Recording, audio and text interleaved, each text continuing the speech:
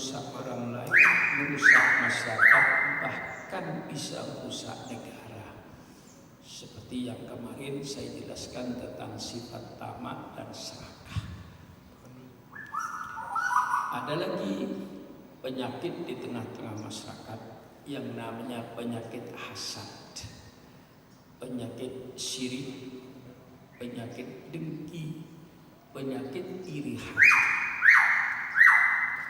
Di dalam hal ini Al-Imam Ghazali rahimahullah menjelaskan tentang definisi daripada penyakit hasad ini, penyakit dengki ini. Penyakit hasad ini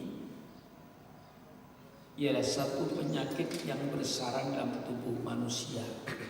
Hasad itu orang yang tidak senang kalau melihat orang lain senang.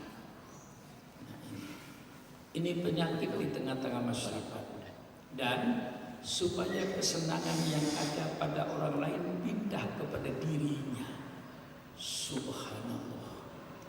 Ini yang kadang-kadang merusak di tengah-tengah masyarakat. Bagaimana tidak sengsara orang yang hasad itu, yang disebut hasud itu. Melihat tetangga bangun rumah, sakit hatinya. Setiap melihat orang lain enak, dia tidak enak. Berapa orang yang enak setiap hari tetangga? Ada tetangga beli mobil, tidak enak hatinya. Subhanallah, setiap ada orang yang mendapat nikmat, dia sendiri yang sakit hatinya. Tersiksa hidupnya orang hasud dengki itu. Itu kalau masih sampai di situ. Kadang-kadang sifat hasud kalau sudah memuncak, lalu melaksanakan hal-hal yang dilarang oleh Allah Subhanahu wa Ta'ala, seperti melalui perdukunan, ilmu sihir, orang lain lalu disihir supaya sakit, supaya mati, dan seterusnya. Ini sifat hasud ini yang sangat berbahaya di tengah-tengah masyarakat, kayak penyakit kanker. Rasulullah Sallallahu Alaihi Wasallam bersabda, "Iya berhasad. Fa innal hasada yakulul hasanat kama ta'kulun naru al-khatobah." Rasulullah memberikan perumpamaan sifat hasud itu kayak api. Amal soleh kita kayak kayu bakar. Kita numpuk kayu bakar setinggi rumah. Amal soleh kita setinggi rumah, banyak numpuk amal soleh kita ini. Diibaratkan kayak kayu bakar. Kemudian sifat hasud, sifat dengki itu diibaratkan api. Kalau kita mempunyai sifat hasad, dengki kepada orang lain, iri kepada orang lain, apalagi sampai menginginkan supaya kebaikan orang lain itu hilang dan pindah kepada dirinya, subhanallah, itu ibaratkan api yang akan membakar semua amal soleh. Sholatnya terbakar, puasanya terbakar, hajinya terbakar, semua amal solehnya terbakar, habis dibakar oleh sifat hasud, sifat dengki itu. Oleh sebab itu kita harus menyadari bahwa yang membagi nikmat itu Allah, yang membagi-bagi rahmat itu Allah. Kita tidak usah iri dengan apa yang Allah berikan kepada orang lain. Syukurilah apa yang Allah berikan kepada diri kita sendiri. Ahum yaksimuna rahmata rabbik nahnu qasamna bainahum ma'isyatahum fil hayatid dunya wa rafa'na ba'dahum 'ala ba'din darajat liyattahida ba'dhum ba'dha sukhriyan. Apakah mereka yang membagi-bagi rahmat Allah? Apakah ulama yang membagi-bagi rahmat Allah? Apakah pemerintah yang membagi-bagi rahmat Allah? Tidak. Allah yang membagi-bagi sendiri nikmatnya dalam kehidupan manusia ini. Maka terimalah apa yang Allah berikan kepada diri kita. Tidak usah kita melihat kepada orang yang lebih tinggi daripada kita. Lihatlah kepada yang lebih bawah. Allah yang membagi-bagi segala rahmat itu dalam kehidupan manusia. Dan Allah katakan pula bahwa Allah membagi-bagi tidak sama. Ada yang sebagian diangkat lebih tinggi, sebagian lebih rendah. Supaya sekalian benar-benar saling butuh membutuhkan. Anak-anakku sekalian, jangan dikira kalau semua orang kaya itu enak. Kalau kaya semua, tetangga kita semua punya mobil Mercedes, duit yang miliaran semua. Semua pada kaya, barangkali akan berlaku kata-kata orang Betawi, lo gua. Gua gak butuh lo gak butuh gua. Berbahayalah manusia ini. Sedang kita dalam makhluk sosial yang saling butuh membutuhkan. Orang kaya berkata, alhamdulillah, masih ada orang miskin yang bekerja kepada saya. Cintailah fakir miskin ini. Usikum wa iyaya binafsi bitaqwallah.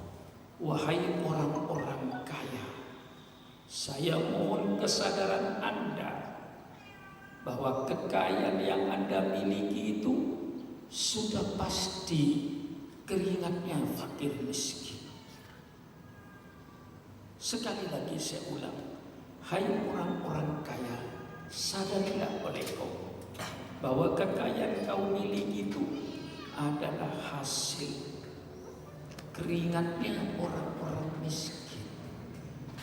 Satu contoh, kau punya pabrik. Alhamdulillah, banyak orang miskin yang jadi karyawan. Sehingga pabriknya berjalan, industrinya berjalan, perdagangannya berjalan. Itu semua keringatnya orang miskin. Kalau seandainya tidak ada orang miskin yang mau kerja di pabrikmu, pasti pabrikmu ambruk, mesinnya tidak bergerak. Maka itulah di dalam Islam dijadikan tidak sama supaya yang satu saling membutuhkan kepada yang lain. Orang kaya berkata, alhamdulillah masih ada orang miskin yang bekerja di perusahaan saya. Saya harus menjaga kesehatan dia, saya harus menjaga hidup dia. Kalau dia sakit, saya bawakan ke rumah sakit, saya bayar semuanya itu. Dia kerja kepada saya, dia peras keringatnya kepada saya. Dengan keringat mereka lah saya jadi kaya. Sehingga orang kaya mencintai fakir miskin, memberikan haknya sesuai dengan keuntungannya.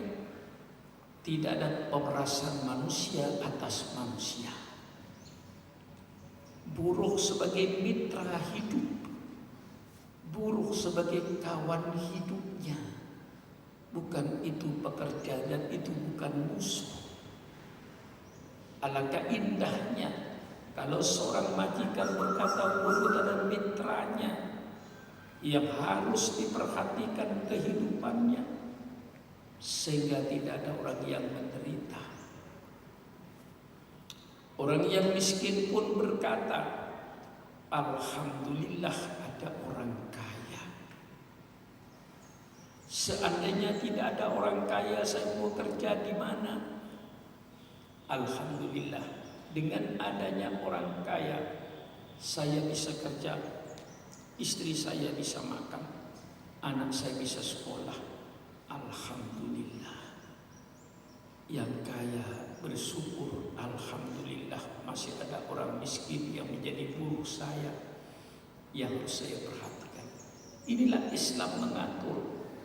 supaya kita ini satu dengan yang lain saling butuh dan membutuhkan, sehingga terjadilah saling harga dan menghargai. Kau seorang petani, katakan punya sawah 50 hektar. Siapa yang turun ke sawah itu? Fakir miskin yang membajak, yang mentraktor tanahnya, orang miskin yang bawa pacul membersihkan rumputnya, orang miskin yang memupuk. Begitu giliran sudah padinya tinggi, orang miskin yang menyemprot supaya dijauhi dari hama-hama penyakit. Subhanallah. Kalau seandainya tidak ada orang miskin yang mau bekerja di sawahmu, persilakan orang kaya. Kerjakan sawahmu 50 hektar itu, pacul sendirian. Insya Allah engkau akan mati maju. Disinilah perasaan ini diungkapkan di dalam Al-Quran ini, sehingga sifat dengki, sifat kasus tidak ada. Itu semua Allah yang memberikan nikmat. Orang miskin, engkau pahalanya besar. Dengan kesabaranmu, dengan ketabahanmu dalam keadaan miskin itu merupakan satu pahala di sisi Allah Subhanahu wa Ta'ala. Oleh sebab itu, singkirkan sifat hasad, sifat dengki itu dari hati kita dengan kita mensyukuri apa yang Allah berikan kepada kita. Kalau kita orang yang bersyukur, itulah orang yang merasakan nikmat Allah. Seperti beberapa hari yang lalu saya katakan, orang yang miskin yang hanya makan dengan singkong rebus, di sampingnya ada gula. Tapi si miskin itu orang yang bersyukur, merasa puas. Merasa puas itu artinya menerima apa yang Allah berikan, dengan tidak menginginkan kepada apa yang Allah berikan kepada orang lain. Itu nasibnya masing-masing. Sehingga yang miskin berkata, alhamdulillah masih mau makan.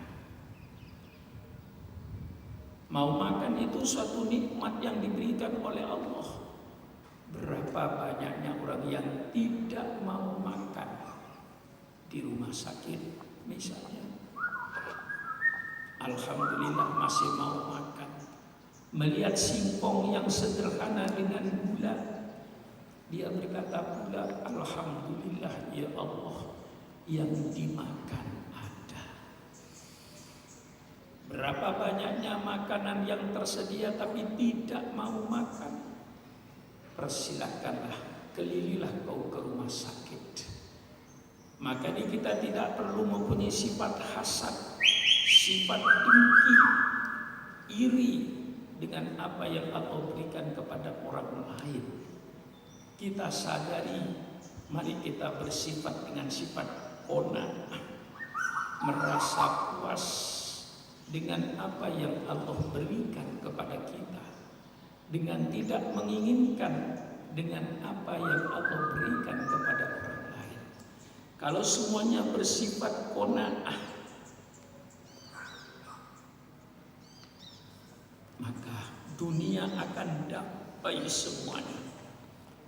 Dunia ini menjadi kacau karena adanya orang yang bersifat dengki dengan tetangga, hasud dengan tetangga, syirik dengan tetangga.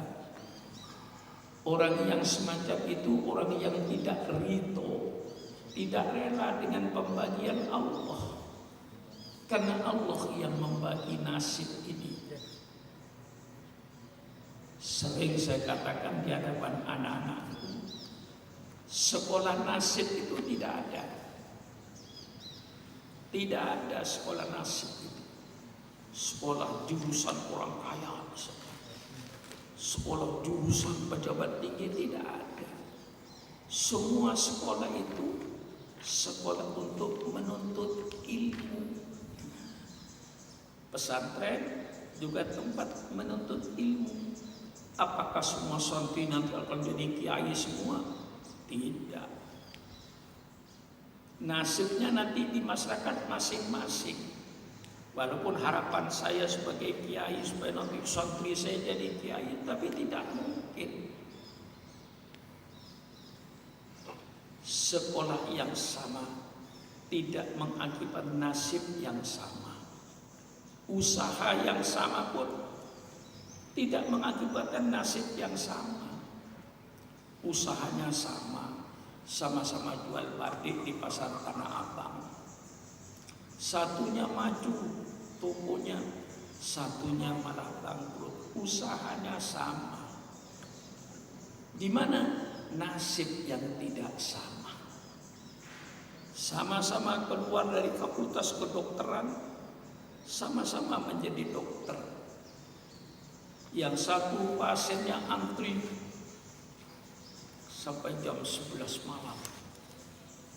Pasiennya masih antri berderet. Satunya dokter juga, ijazahnya sama, perguruan tingginya sama. Begitu buka praktek, hanya 1-2 orang yang datang. Ilmunya sama, ijazahnya sama. Di mana tidak sama?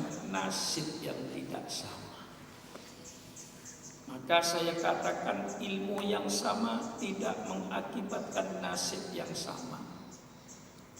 Usaha yang sama pun tidak mengakibatkan nasib yang sama.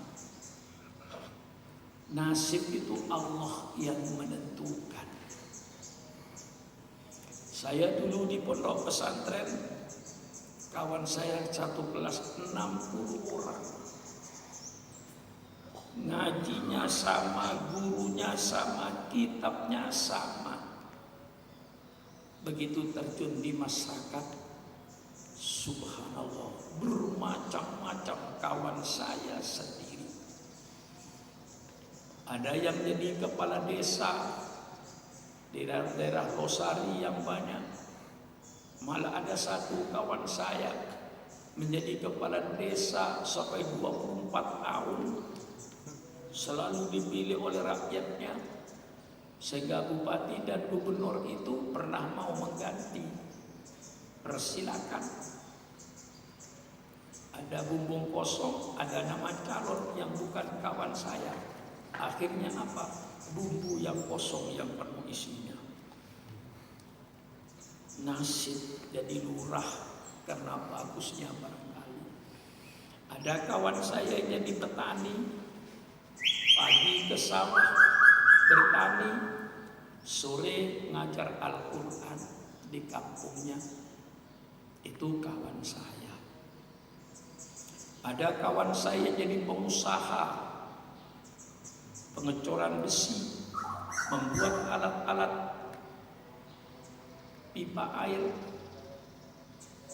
kaya, punya pabrik, malah sering ke Jepang.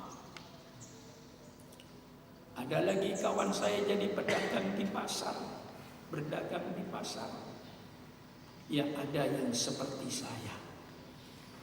Padahal kalau saya pikirkan waktu itu, ngajinya sama, kitabnya sama, kiainya sama, pesantrennya sama, ilmunya sama.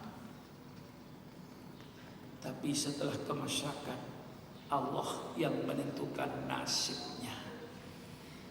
Oleh sebab itu hilangkan penyakit hasad ini, penyakit dengki ini, yang kadang-kadang kalau memuncak sampai kepada perbuatan sihir, lalu menyihir orang lain dengan ilmu pedukunan. Subhanallah, na'udzubillah, itu yang dilarang oleh agama. Maka penyakit ini jangan sampai terjadi. Hilangkan penyakit iri hati, Hilangkan penyakit hasud ini, yang nanti bakalan menjadi api yang akan membakar semua amal soleh kita, akan habis semua, ditolak oleh Allah. Karena sifat hasadnya, sifat dengkinya. Sehingga di dalam Al-Quran dikatakan qul a'udzu birabbil falaq min syarri ma khalaq wa min syarri ghasikin idza waqab wa min syarri naffatsati fil 'uqad, dari kejahatan orang-orang yang meniup-niup ilmu sihirnya, wa min syarri hasidin idza hasada, dan ya Allah kami berlindung dari kejahatan orang-orang yang hasud. Apabila telah menjalankan sifat hasudnya ini. Dan ini termasuk penyakit batin. Iri hati dalam kebaikan itu boleh. Imam Ghazali mengistilahkan itu ghibthah. Ghibthah. Kalau hasud itu orang yang tidak senang kalau melihat orang lain senang, dan ingin kesenangan orang lain pindah kepada dirinya. Subhanallah, na'udzubillah, sifat itu sangat jahat sekali. Tapi kalau namanya ghibthah, sifat iri tapi dalam kebaikan tidak mau kalah.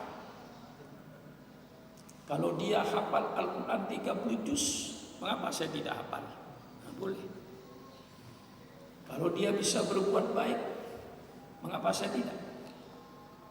Kalau dia bisa tahajud setiap malam, mengapa saya tidak? Sifat itu bagus, dan tidak ada sifat iri, tapi ingin bersaing dalam kebaikan. Nah, itu iri semacam itu baik, termasuk fastabiqul khairat, berpacu di dalam kebaikan, tidak mau kalah di dalam kebaikan, tapi tetap dalam bingkai lillahi ta'ala, bukan karena nafsu setan. Iri kebaikan tapi dibarengi dengan nafsu setan itu tidak benar. Kita menjalankan fastabiqul khairat, Allah yang menyuruh kita berpacu dalam kebaikan, sehingga tidak mau kalah dengan orang lain dalam kebaikan karena Allah, bukan karena nafsunya, bukan karena ingin dipuji orang. Itu namanya tidak ikhlas. Kalau masih ingin dipuji orang, itu tidak ikhlas.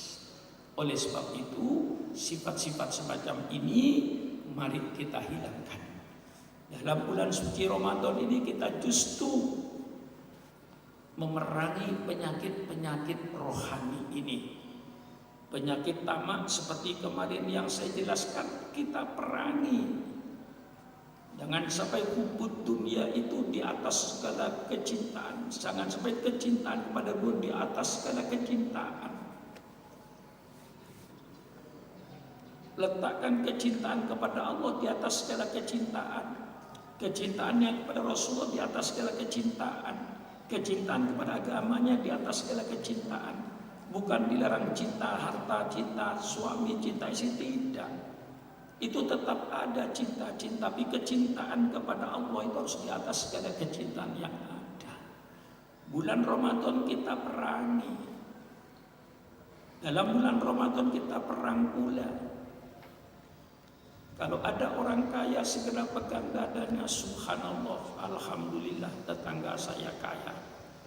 Alhamdulillah saya terima apa pemberian Allah.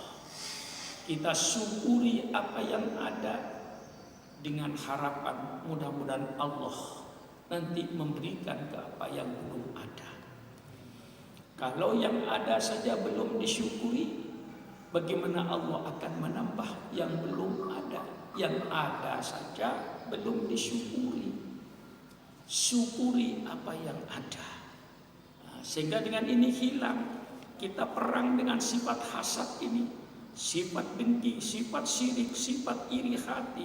Tidak senang kalau melihat orang lain senang. Justru kita harus bersyukur. Melihat tetangga kaya, alhamdulillah. Melihat tetangga pangkatnya naik, alhamdulillah. Melihat tetangga bikin rumah, alhamdulillah. Alhamdulillah, saya oleh Allah diberi rezeki apa yang ada pada saya. Alhamdulillah ya Allah. Nah, sifat ini yang sangat mahal. Nah, kalau sifat ini tertanam, semua orang merasa bersyukur dengan apa yang ada dan tidak iri hati kepada apa yang ada pada orang lain. Tidak ada sifat hasud. Terjadilah saling hormat menghormati, saling harga menghargai.